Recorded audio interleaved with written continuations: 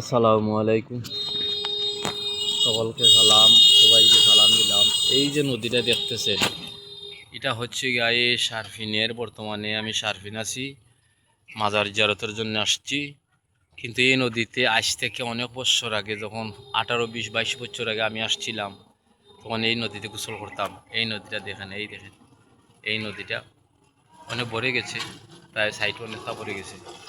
কিন্তু সার্ফিনের তো অনেক দৃশ্য বদলে গেছে, অনেক জায়গাগুলা ইন্ডিয়া নিয়ে গেছে।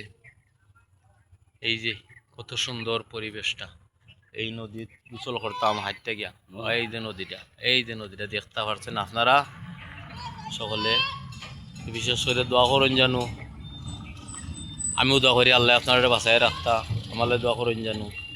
কারণ অলির বাড়ির আওয়াটা হইল গিয়া, তখন মানুষের দরকার মন শান্তি হয়, কারণ আল্লাহর অলি নাইবেরা ছেলেরা এরার মাজারে জিয়ারত করলে, হাত তুললে মনটা শান্তি হয়ে যায়।